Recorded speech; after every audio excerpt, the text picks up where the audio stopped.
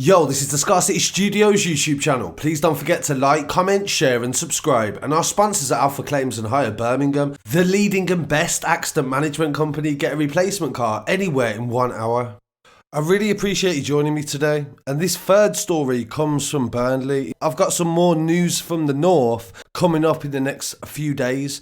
And I'm sorry for not covering this story before. It happened on the 1st of October. And with certain stories, it's best to wait until there's more information because you will just be speculating and some things are very devastating, understandably, and they need to be dealt with in an appropriate way. A lot of stories we cover have had their trials completed.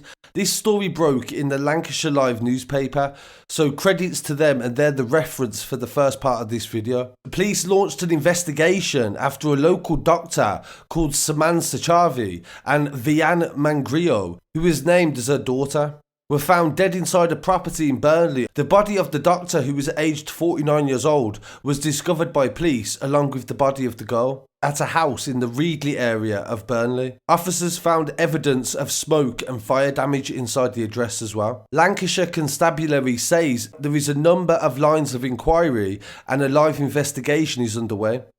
2 arrests were made very quickly, and this is a brief summary of the events as they unfolded. Police were initially called at 8:45 AM on Thursday, October the 1st, to a report of concern for the safety of occupants at an address on Colne Road. Officers attended and found the bodies of 2 people, as well as evidence of smoke and fire damage inside the address.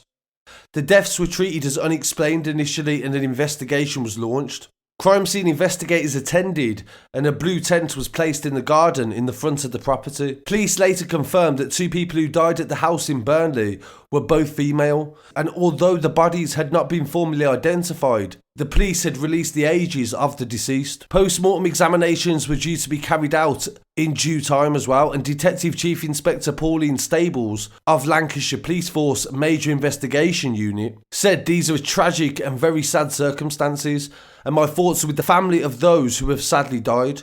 Their next of kin have been informed by specially trained officers at what must be a very difficult and emotional time.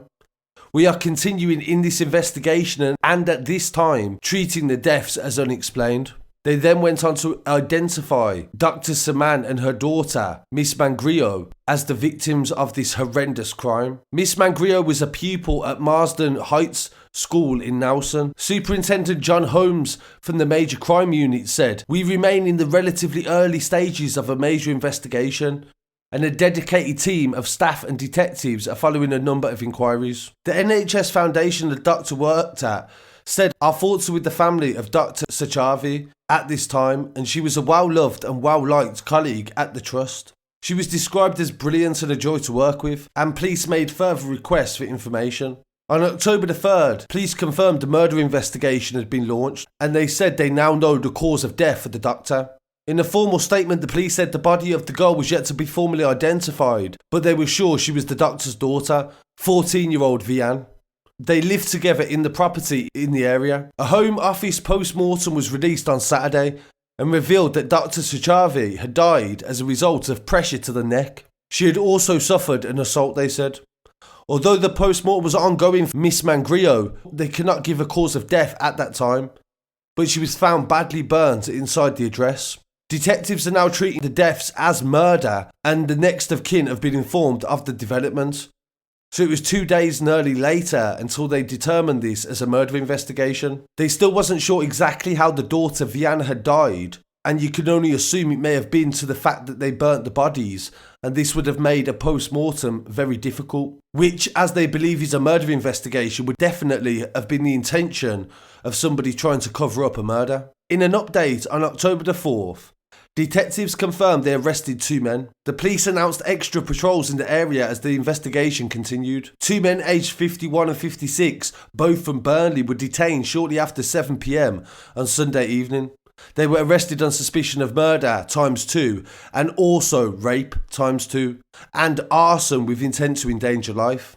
So it was only 3 days later that it finally emerged that there was actually sexually assaulted as well. Both of the men were kept in custody.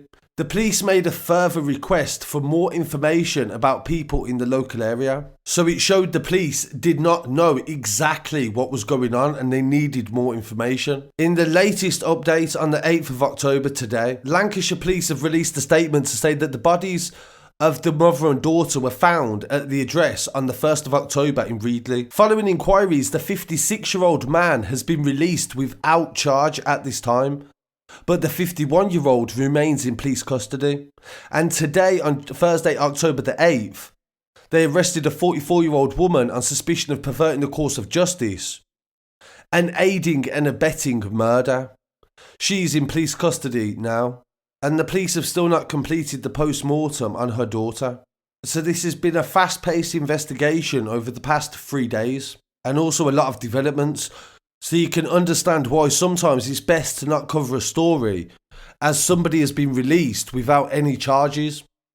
So this story is understandably disturbing and very upsetting. And I'll definitely keep you updated on the developments in this case. I send my condolences to the family and friends of both of these women, and I hope their families find some answers to this terrible crime. So thank you for joining me for this episode, and please don't forget to like, comment, share and subscribe. I really appreciate you joining me today, and thank you for supporting independent news. Peace.